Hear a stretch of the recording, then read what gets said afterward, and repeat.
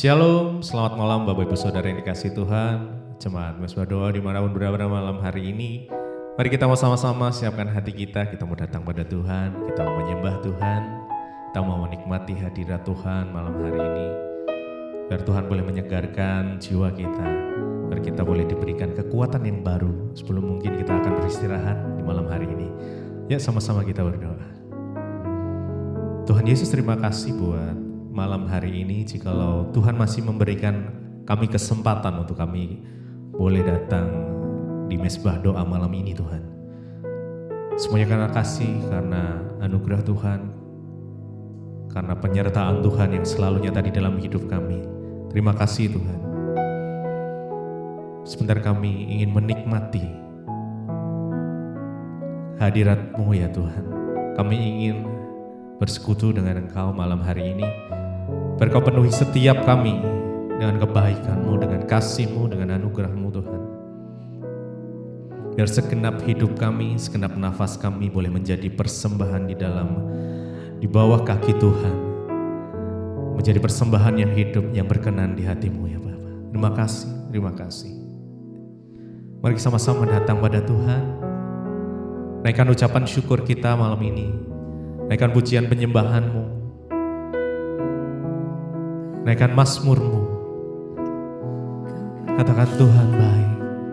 Engkau baik Tuhan. Kau sungguh baik ya Tuhan. Oh haleluya.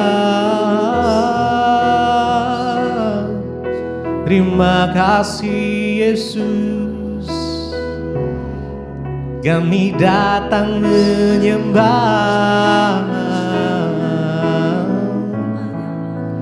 bersyukur kepadamu Yesus. Segenap hidup kami, segenap nafas kami, biar jadi persembahan yang hidup, yang menyenangkan hati-Mu Tuhan. Terima kasih Yesus. Haleluya.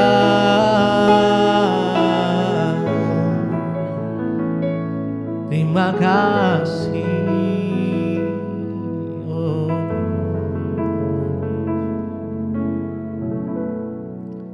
Segenap hidup, segenap nafasku jadi persembahan di bawah kaki-Mu. Kebanggaanku, kejayaanku tak ada artinya selain untuk-Mu. Segenap hidup, segenap nafasku jadi persembahan di atas mesbah-Mu. Kekuatanku, pengharapanku ku serahkan semua hanya bagi-Mu.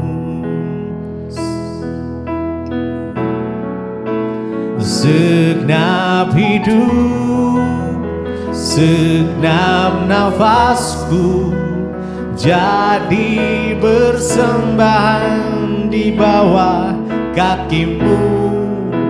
Kebanggaanku, kejayaanku tak ada artinya selain untuk-Mu.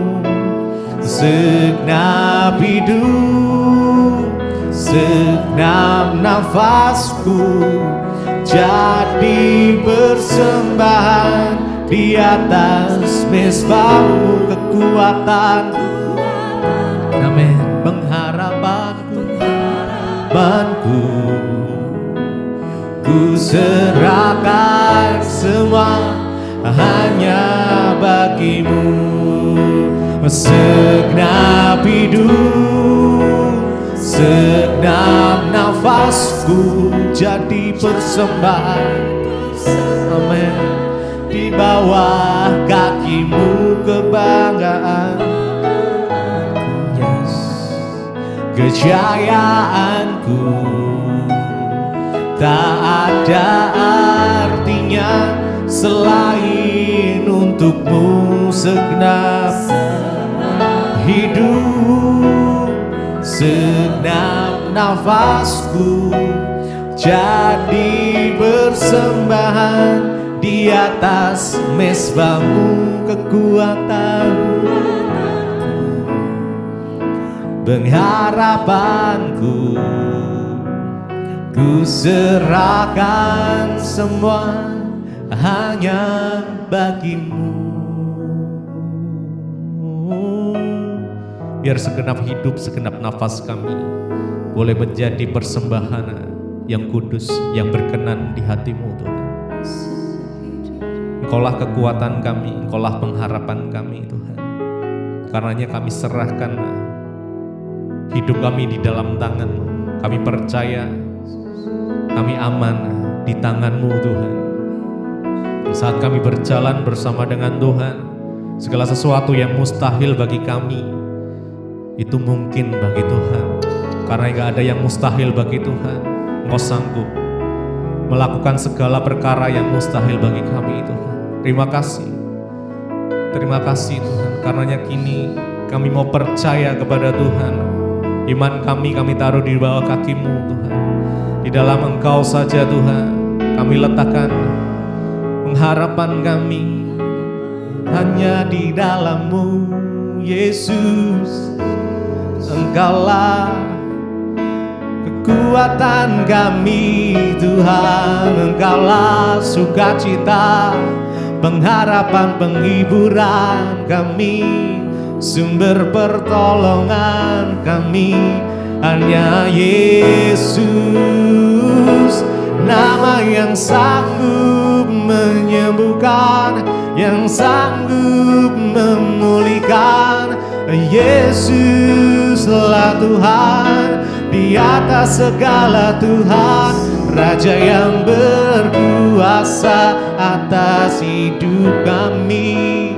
Bapa yang setia, yang tak pernah tinggalkan kami. Engkaulah sahabatku yang setia, Yesus Tuhan.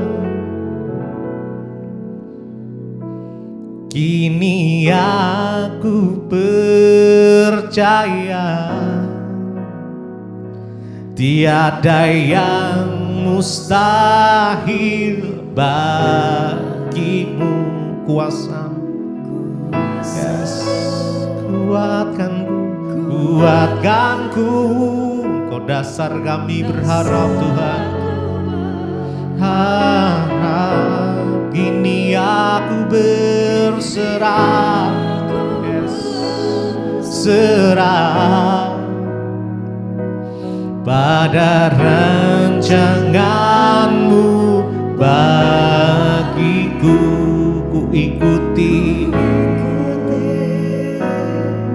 panggilan-Mu, ku kan setia sampai akhir hidupku. Kini aku percaya tiada yang mustahil, amin, bagimu. Kuasa-Mu Tuhan, kuatkanku, dasarku berharap. Kini aku berserah,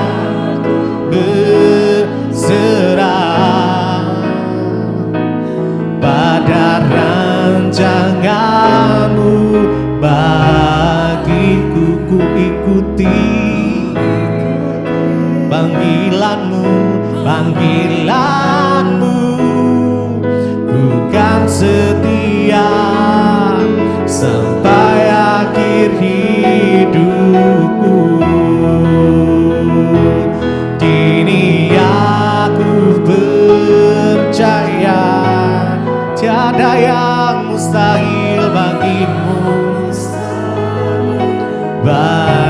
bagimu. Kuasamu kuatkanku, dasarku berharap. Kini aku berserah pada rancanganmu. Janganmu bagiku, ku ikuti panggilanmu Tuhan. Ku kan setia sampai akhir hidupku.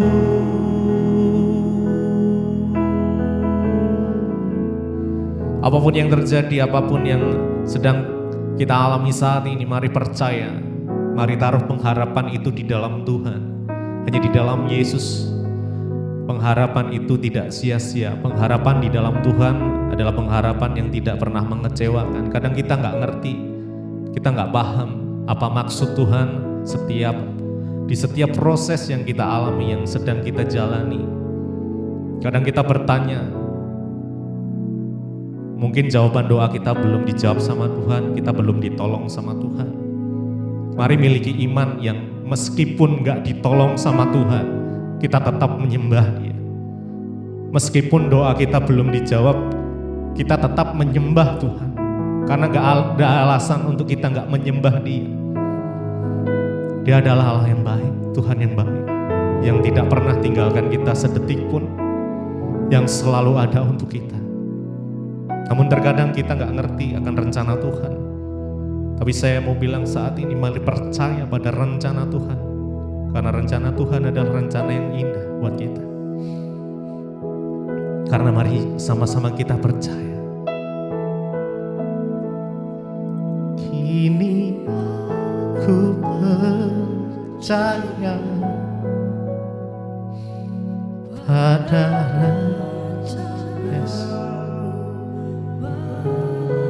Mari mulai percaya pada rancangannya Tuhan. Kuatkan. Dia yang menguatkan kita. Dia adalah dasar untuk berharap. Dialah sumber pengharapan itu. Mari berserah. Berserah pada rancanganmu bagiku.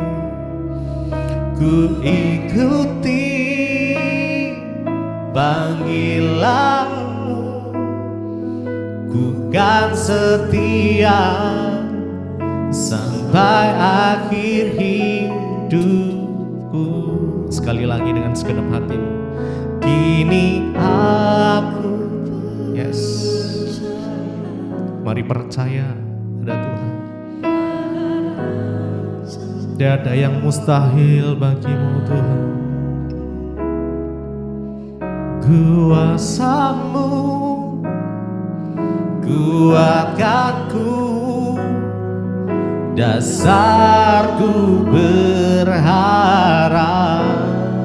Ini aku berserah pada rancanganmu bagiku. Ku ikuti panggilanmu,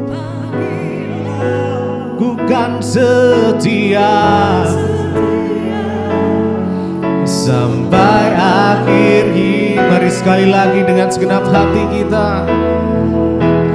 Kini aku percaya tiada yang mustahil, tiada yang mustahil bagimu. Kuasamu kuatkanku, dasarku berharap. Kini aku berserah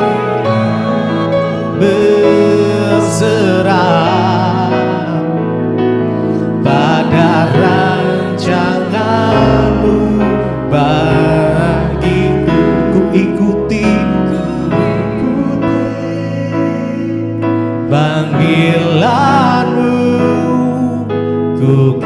setia sampai akhir hidupku.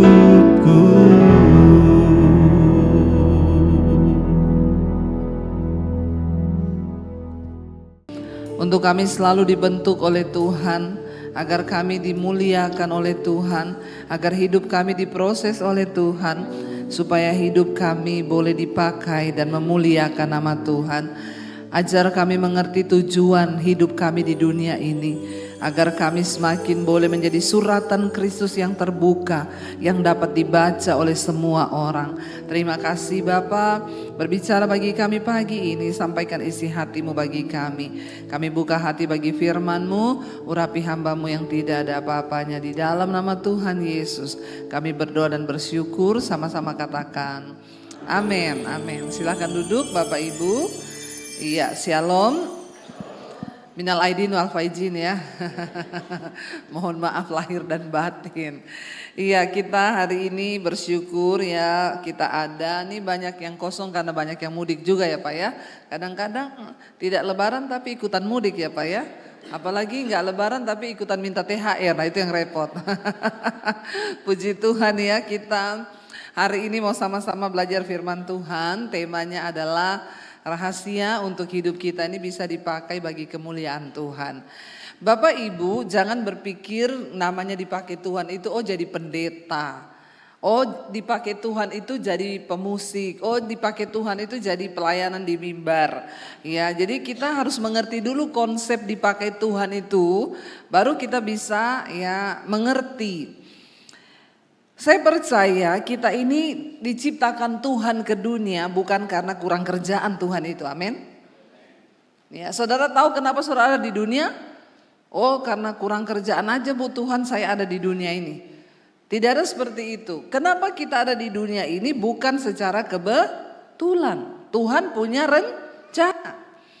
Nah secara garis besar, secara universal, rencana Tuhan itu apa? Yuk kita lihat dulu di Yesaya 43 ayat yang ke-21. Yesaya 43 ayat 21, firman Tuhan berkata begini, baca. Umat yang telah kubentuk bagiku akan memberitakan kemasyuranku. Kita ini diciptakan Tuhan, lalu kita dibentuk oleh Tuhan untuk satu hal, yaitu untuk apa? Memasyurkan nama Tuhan, untuk menyatakan kemuliaan Tuhan. Jadi bukan cuma secara kebetulan dan Tuhan kurang kerjaan kita tuh diciptakan di dunia, amin. Tapi banyak orang Kristen tidak menyadari arti dari kehidupan mereka di dunia ini. Ya, untuk apa? Oh saya tuh lahir cuma untuk lahir, kerja, cari uang, lalu ya nikah, lalu mati. Enggak gitu toh saudara. Ya, ayat ini berkata umat yang diciptakan Tuhan, dibentuk Tuhan, bagi Tuhan, bagiku. Tujuannya agar kita ini memberitakan apa? Kemasyuran nama Tuhan, kemuliaan nama Tuhan. Supaya hidup kita ini dalam perjanjian baru dikatakan kita menjadi suratan yang terbuka. Lewat hidup kita orang boleh melihat kemuliaan Tuhan. Nah dipakai Tuhan bukan cuma di gereja. Yang bekerja di swasta berapa banyak yang kerja di tempat swasta. Ya, yang bekerja sebagai guru ada. Yang sebagai pengusaha ada. Ya, apalagi yang lain ini ngapain ya? Nggak ada yang angkat tangan dari tadi ini di swasta kagak, guru kagak, pengusaha kagak. Terus ya ngapain ya? Pengacara bu, pengangguran banyak acara. Ya, kita ini semua di bidang kita masing-masing lah, apapun kerjaan saudara. Tapi kita harus ingat tujuannya satu, kita mau dipakai Tuhan. Untuk apa? Memuliakan nama Tuhan. Jadi bukan cuma di gereja, gereja ini skupnya terlalu kecil. Kita di gereja ketemunya cuma seminggu sekali, itu pun kalau ndak bolos toh. Nah, tapi kehidupan gereja yang sesungguhnya waktu kita keluar dari ruangan ini, amin. Kehidupan kita seminggu di luar sana itu bagaimana? Itu yang merupakan ibadah kita yang sebenarnya. Nah, bagaimana supaya kita ini dipakai Tuhan, menyatakan kemuliaan Tuhan sebagai guru, sebagai pengusaha, sebagai apa lagi? Sopir angkot mungkin, sebagai apa? Ya, pengusaha, sebagai apa lagi? Karyawan swasta. Ya, kita ini bisa semuanya membawa kemuliaan Tuhan. Nah, bagaimana rahasianya supaya bisa dipakai Tuhan? Nah, ini kita mau lihat nih, siapa dulu yang mau dipakai Tuhan? Saya khotbah ternyata saudara nggak mau dipakai Tuhan, ngapain gitu ya? Capek-capek amat. Yang nggak mau dipakai Tuhan keluar aja dulu sekarang. Yang mau dipakai Tuhan boleh tinggal. Ya, siapa yang mau dipakai Tuhan untuk menyatakan kemuliaan Tuhan lewat hidupnya? Kita semua. Ya, menyatakan kemuliaan Tuhan itu bukan cuma soal kita kaya loh, Bapak Ibu, jangan salah pengertian ya. Ya, kita kaya, puji Tuhan, haleluya. Enggak kaya juga bisa enggak menyatakan kemuliaan Tuhan? Bisa. Lewat hidup kita. Kita ini berdampak bagi orang lain. Mari buka bersama di dalam Timotius, saudara ya. Kita percaya bahwa Tuhan itu mau pakai hidup kita ini.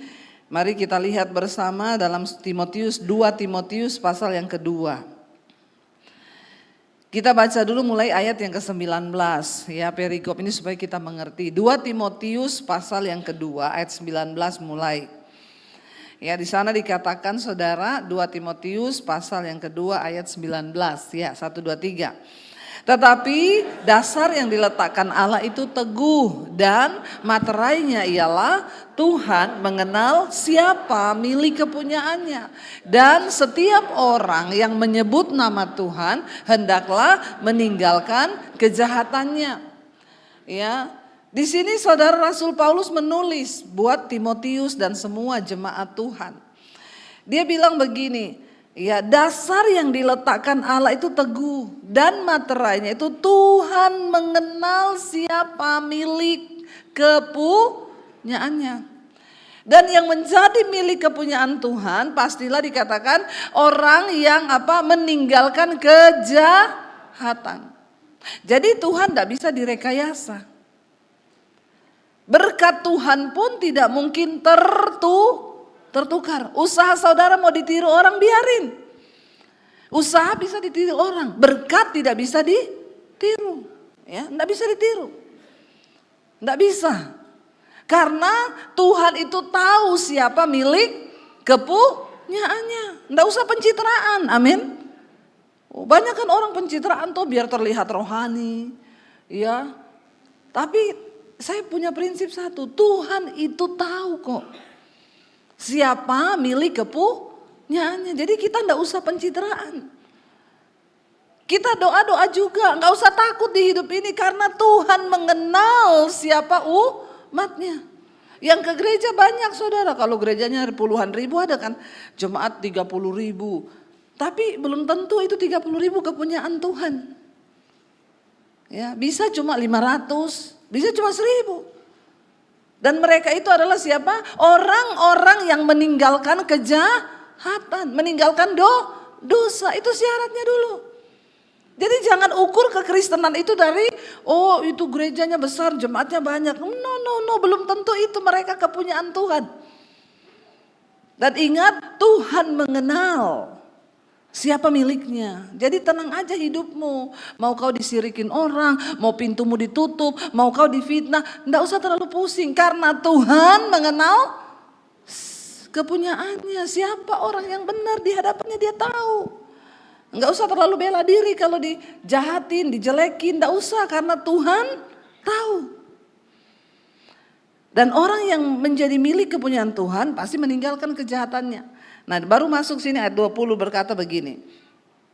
Ayat 20, dalam rumah yang besar bukan hanya terdapat perabot dari emas dan perak, melainkan juga dari kayu dan tanah. Yang pertama dipakai untuk maksud yang mulia, yang terakhir untuk maksud yang kurang mulia. Jika seseorang, baca bersama ayat 21 nih ayat emas kita hari ini. Ya, ayat 21. Jika seseorang menyucikan dirinya dari hal-hal yang jahat, ia akan menjadi perabot rumah untuk maksud yang mulia.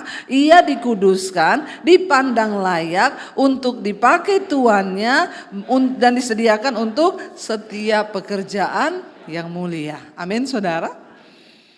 Mau apapun profesimu, Tuhan sedang mempersiapkan kita untuk sebuah pekerjaan yang mulia. Dalam satu rumah itu terdapat banyak perabot. Kita ini perabot-perabotnya Tuhan. Ya, dikatakan dalam satu ruangan seperti inilah ada banyak perabot. Ada perabot yang dari kayu dan tanah, ada yang dari emas dan perak. Ada perabot yang mulia, ada yang kurang mulia. Yang mulia dipakai untuk tujuan yang mulia. Saya mau tanya saudara, di ruangan ini tuh ya tempat yang mulia itu yang di mana?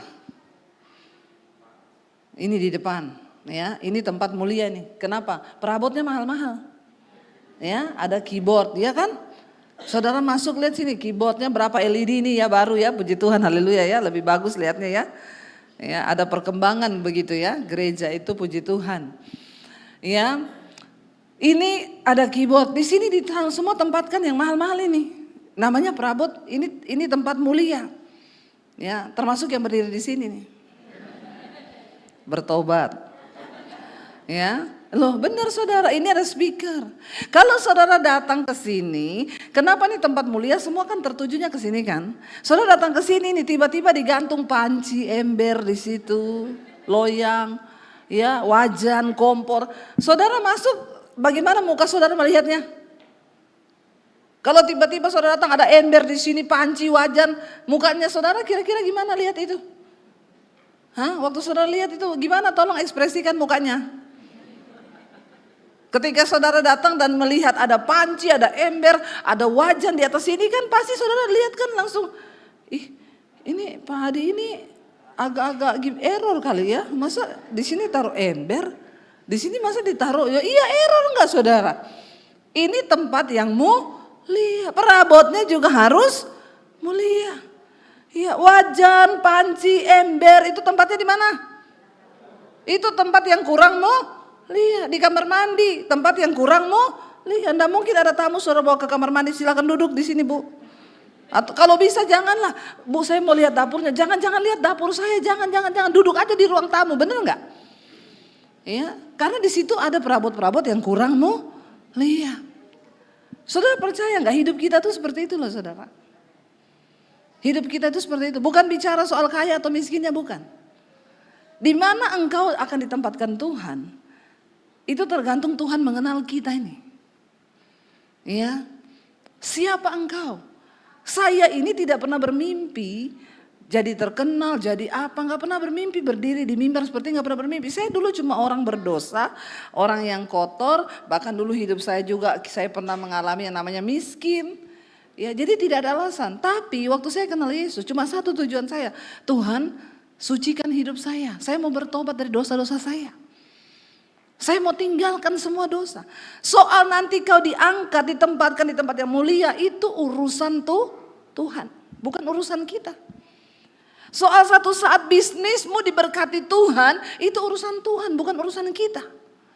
Bagian kita mengejar perkenanan Tuhan, menyucikan diri.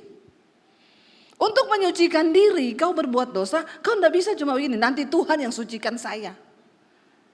Ya, lama-lama Tuhan bosan juga. Untuk bertobat, itu bukan bagiannya Tuhan, itu bagian kita. Makanya Alkitab bilang kerjakanlah keselamatanmu dengan takut dan gentar.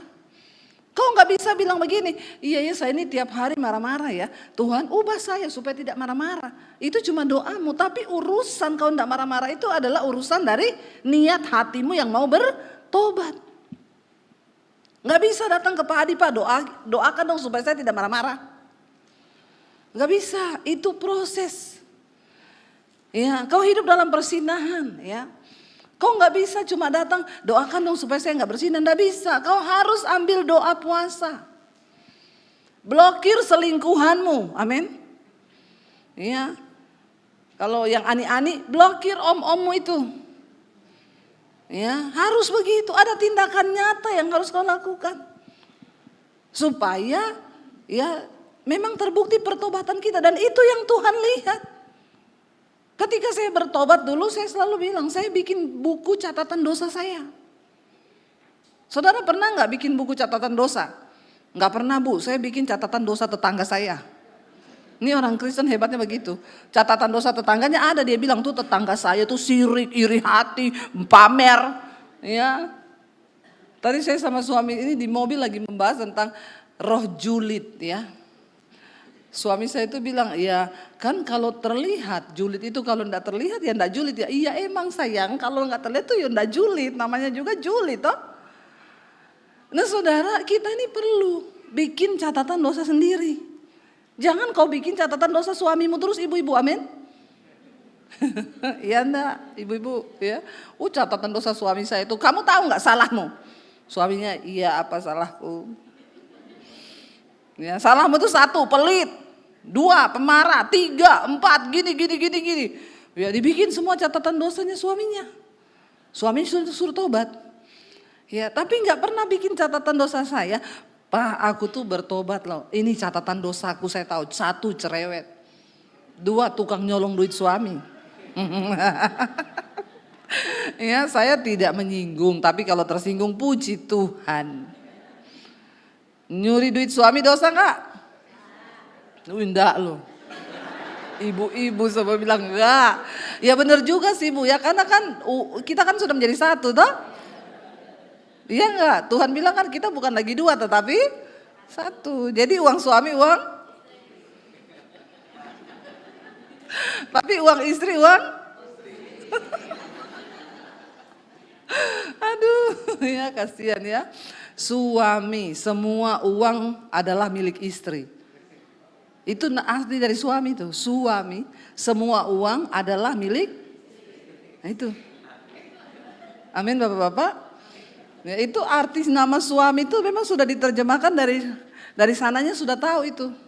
Suami, semua uang adalah milik. Bapak-bapak mukanya biasa aja. Enggak usah tertekan begitu ya. Jadi Bapak Ibu, ayo kita bikin catatan dosa kita.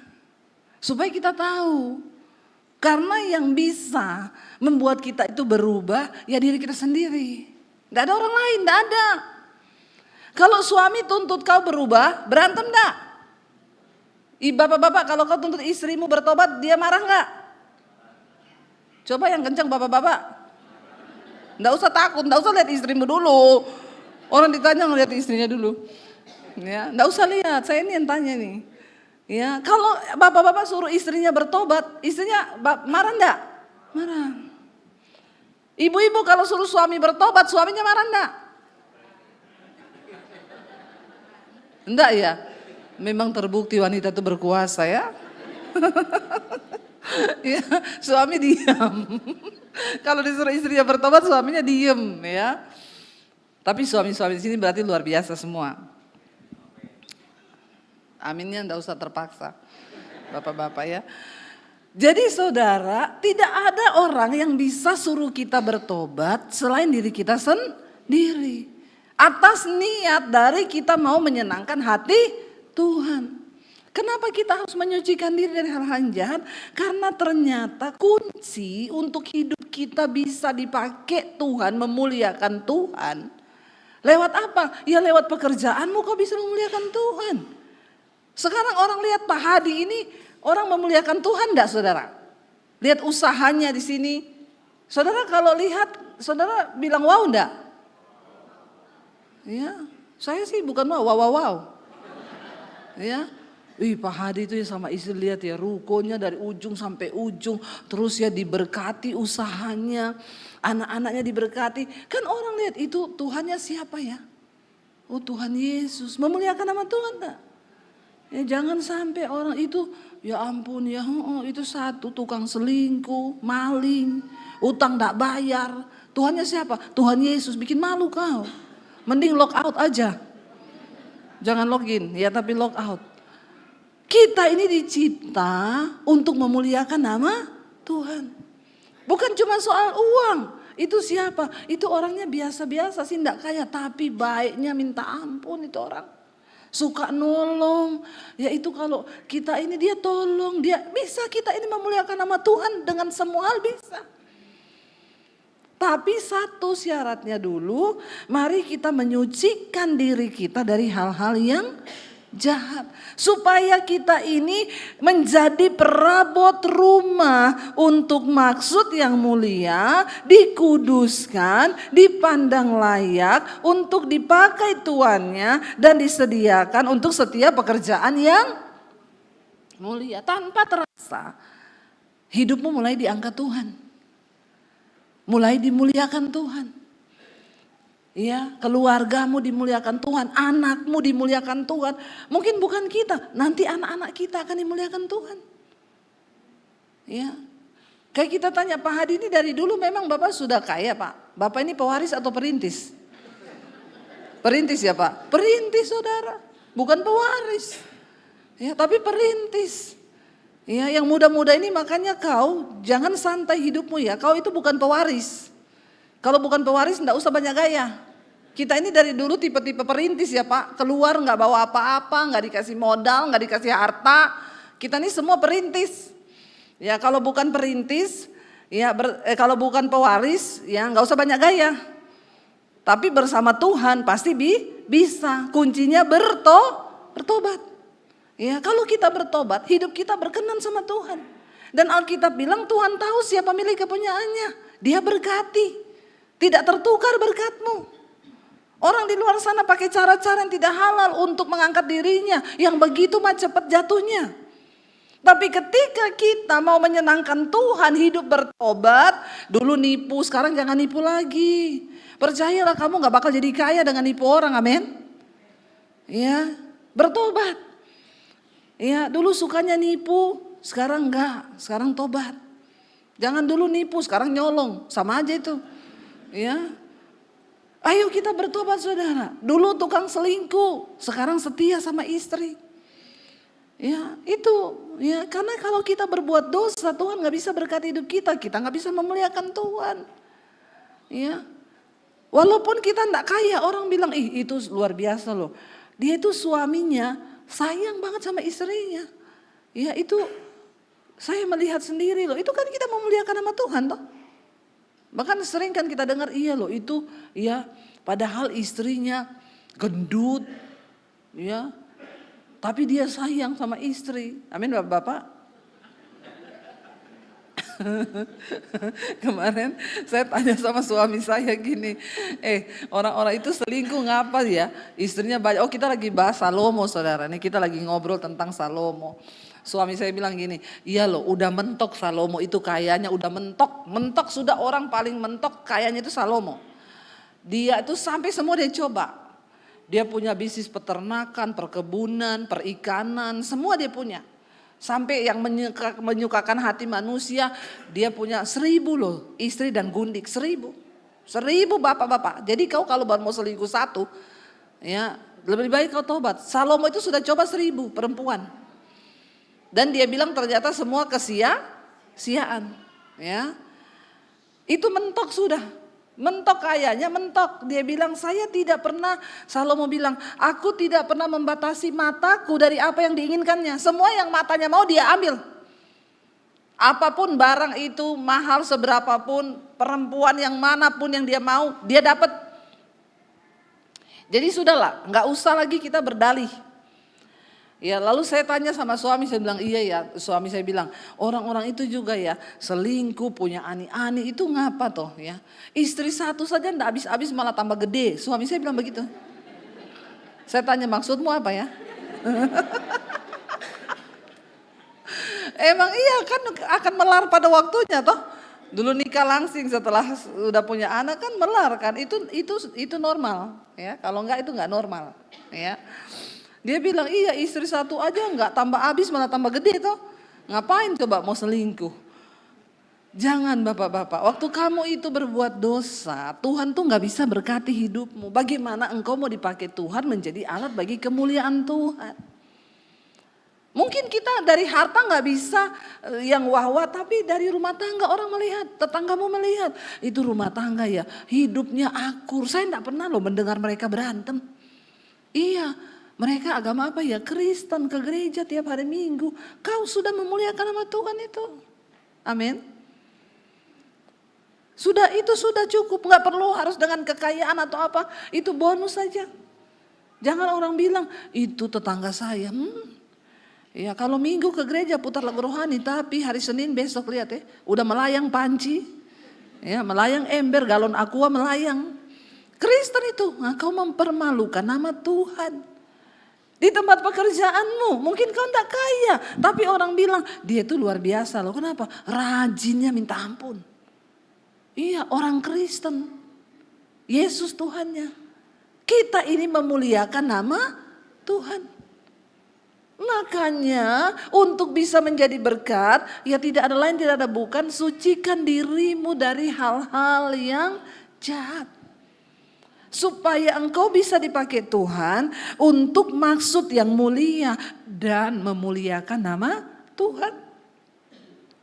Dikatakan di sana, ya caranya gimana? Kita lihat ayat 22 saudara. Kita baca sepintas saja.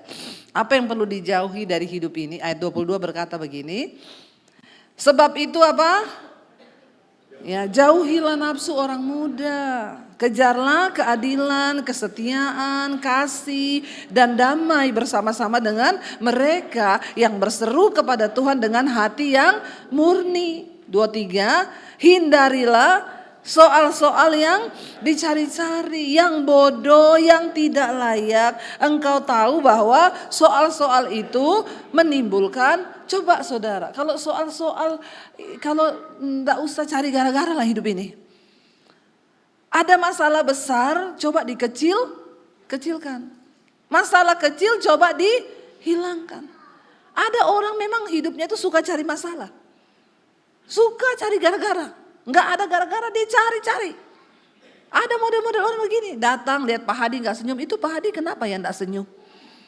Lalu mulai bergosip, iya makanya, mulutmu itu ya kalau saya malaikat saya pelintir loh. Ada orang-orang Kristen model begini, apa aja. Soal-soal dicari-cari, ada aja dia temuin yang negatif itu ada. Memang dia ini diciptakan untuk apa ya? Mencari tahu yang negatif. Ibu-ibu coba kalau di rumah itu ndak ada masalah, ndak usah cari-cari masalah. Ya, hilangkanlah hal-hal yang bisa dihilangkan supaya ndak usah kita berantem ya sayang. Kita damai-damai aja ya. Karena kalau kau hidup damai rumah tanggamu diberkati. Tapi kalau kau cari soal terus, suami parkir sandal salah, suami parkir sepatu salah, itu bisa jadi ribut ya. Satu hari ribut terus ngapain coba. Kalau suami pulang kerja parkir sepatu salah ya dibenerin. Suami juga coba tobat ya. Kalau sudah 10 kali dikasih tahu juga gak berubah-berubah kebangetan ya. Ayo coba kita ini jangan cari masalah, jangan bikin masalah. Sebaliknya istri jangan cari-cari juga masalah. Ya kalau suaminya parkir sepatu salah, benerin aja sambil bilang ya ini kapan bertobatnya ya. Gitu cukup. Jangan bilang saya buang kalau sepatu di got. Nah, nanti suamimu beli sepatu lagi, kau marah lagi. Jadi hindari soal yang dicari-cari, yang bodoh, yang tidak layak. Karena kau tahu bahwa soal-soal itu menimbulkan apa? Pertengkaran.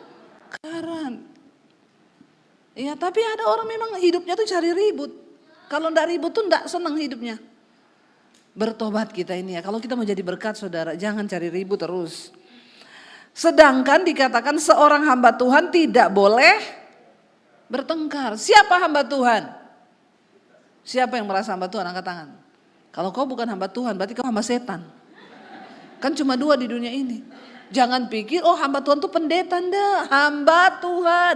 Berarti orang yang tunduk kepada Tuhan. Ya, kalau kau tidak mau jadi hamba Tuhan berarti hamba syaitan.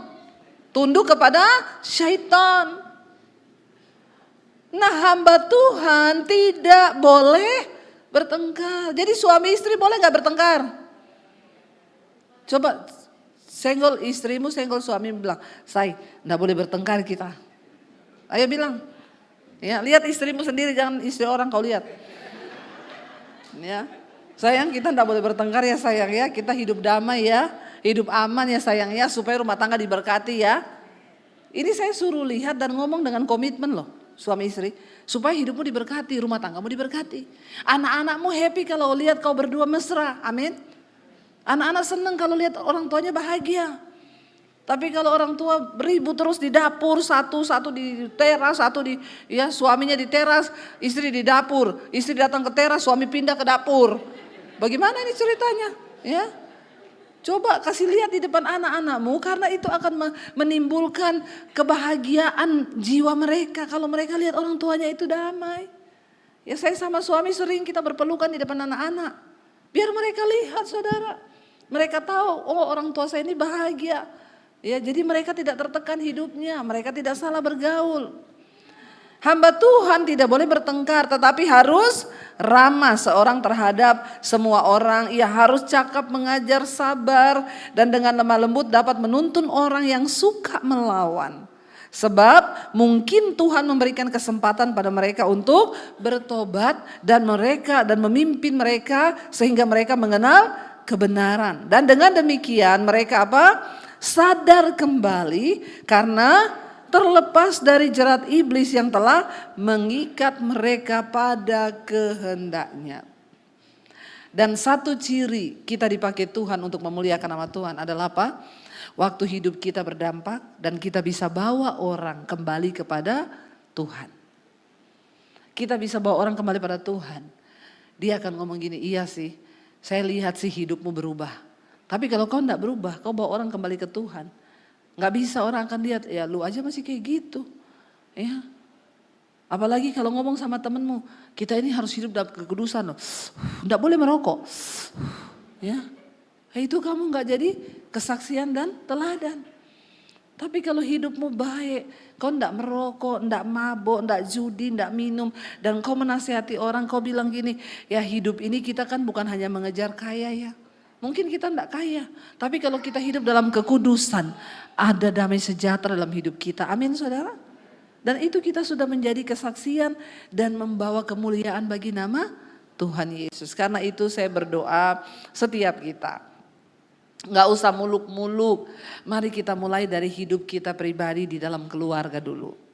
Suami istri, ayo kita hidup rukun bersama. Ayo bilang Tuhan pakai rumah tangga kami untuk menjadi kemuliaan bagi nama Tuhan.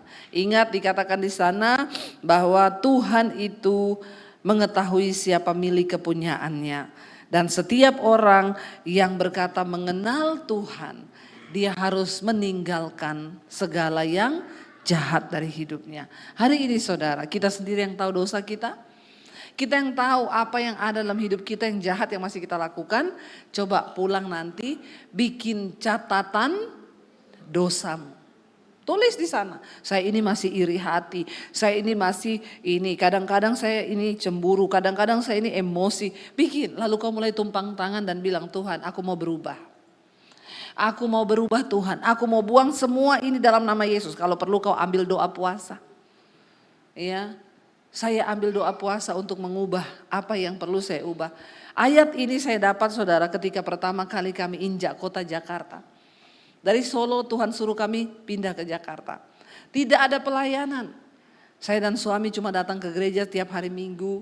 Di satu gereja besar karena dekat dengan rumah tante saya. Kami nginep tinggal numpang di rumah tante saya. Kami gereja Minggu ke situ jemaatnya ribuan.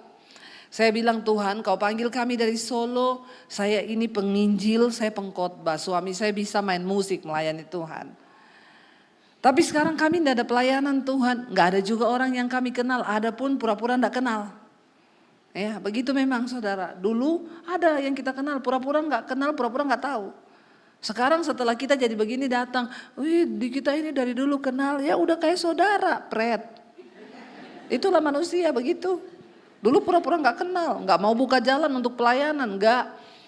Kita ibadah di satu gereja besar. Saya bilang sama suami, kita ini gak pelayanan tuh. Ya sabar aja, ini kan kita ngikuti panggilan Tuhan ke sini.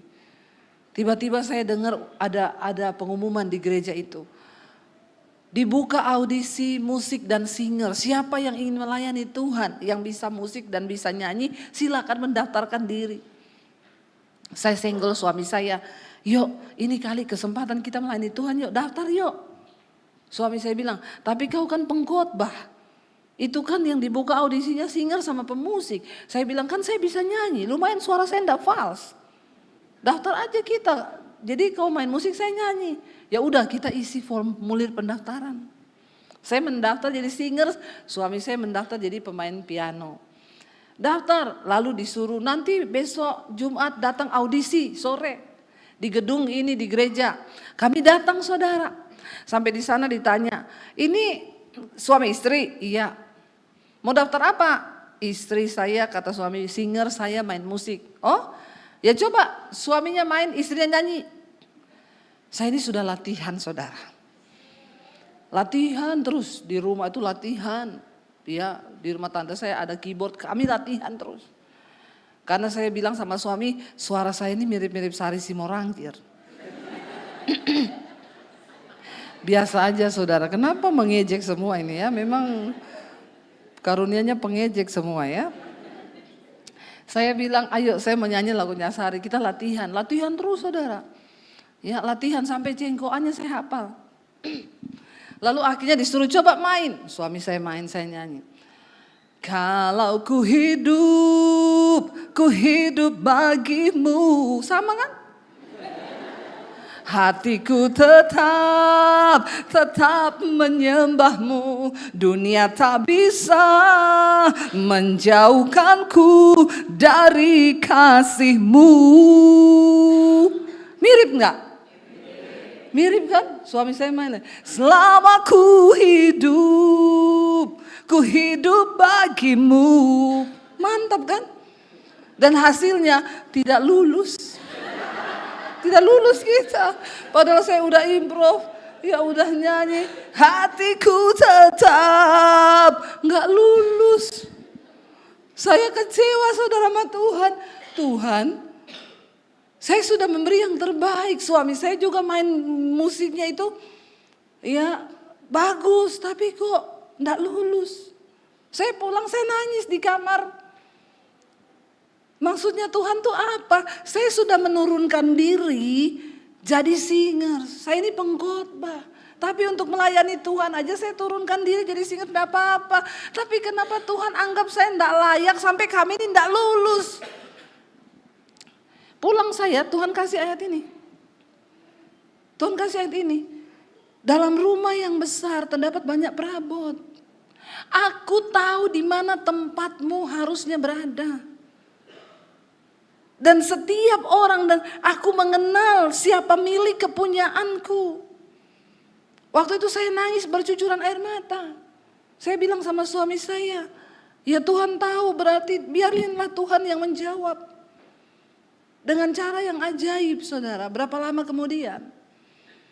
Waktu saya ibadah di gereja itu, saya dengar suara Tuhan. Tuhan bilang begini, satu saat kamu akan khotbah di gereja itu, di mimbar itu untuk menyampaikan isi hatiku. Tempatmu tuh di situ. Saya bercucuran air mata lagi ibadah di situ. Pulang saya bilang sama suami saya, Tuhan bilang satu saat aku akan khotbah di situ. Suami saya giniin saya, sayang kalau menghayal jangan tinggi-tinggi ya. Nanti kalau jatuh sakit kalau ketinggian. Saya bilang sama suami saya, kan Tuhan yang ngomong. Dia bilang kita audisi singer saja tidak lulus sayang. Itu yang khotbah di situ pendeta-pendeta besar semuanya. Bagaimana caranya kau khotbah di situ? Saya bilang gak usah dipikir, itu bagian Tuhan. Bagian kita kejar perkenanan Tuhan. Dan berapa tahun kemudian terjadi, saya khotbah bukan di gereja yang saya dapat nubuatan itu. Di pusatnya yang lebih besar. Dan pada akhirnya saya keliling di seluruh cabang-cabang yang kecil termasuk di tempat itu. Tuhan tidak pernah salah saudara. Tuhan tahu siapa milik kepunyaannya. Dan setiap orang yang menyebut nama Tuhan harus meninggalkan kejahatannya. Amin. Saya undang kita semua bangkit berdiri. Kita datang pada Tuhan. Hari ini ikut Tuhan kita tidak usah rekayasa.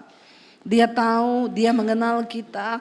Bagian kita hanyalah kita mau bilang Tuhan, ini hidup kami Tuhan.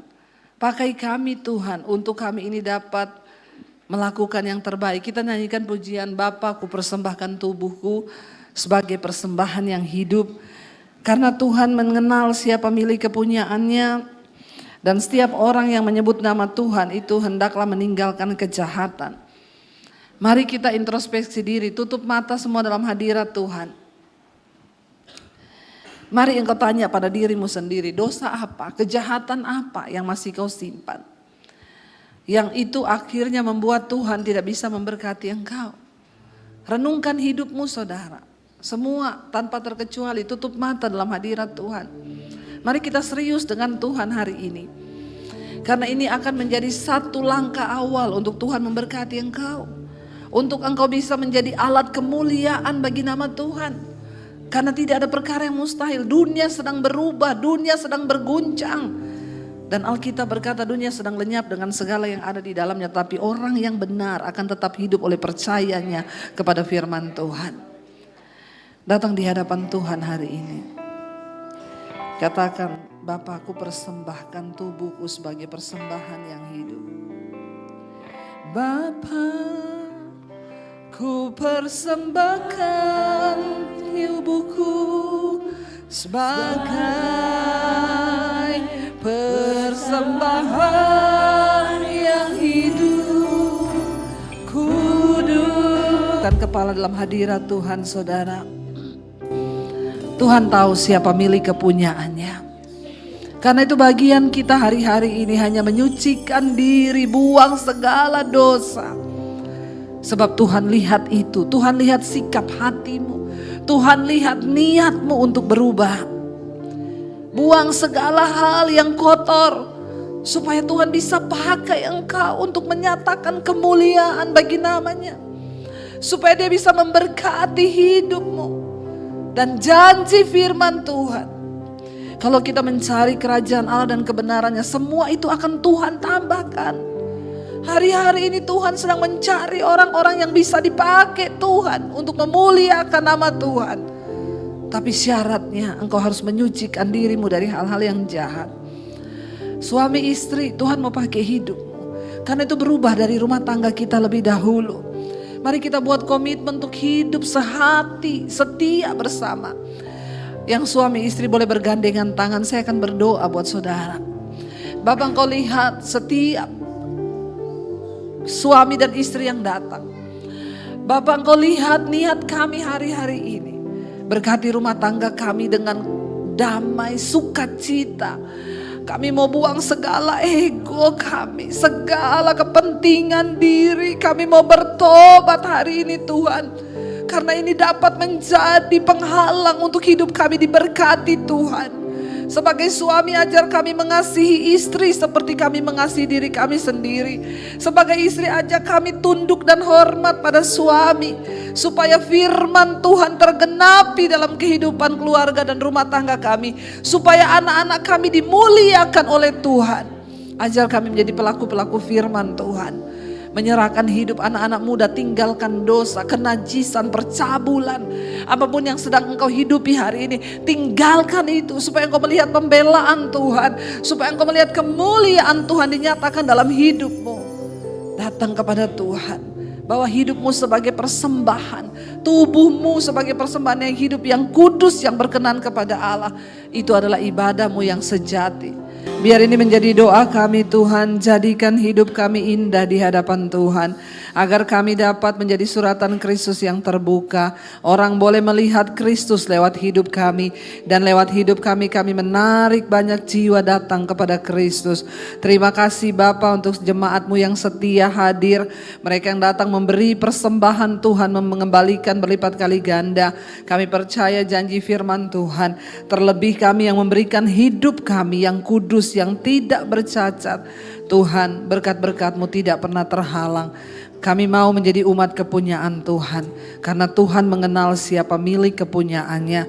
Berkati setiap jemaat-Mu Bapa.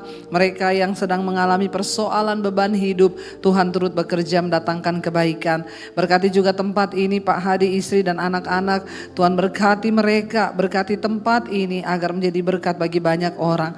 Kami melepaskan berkat bagi kota Bogor ini Tuhan. Anugerah-Mu turun, hujan keselamatan turun.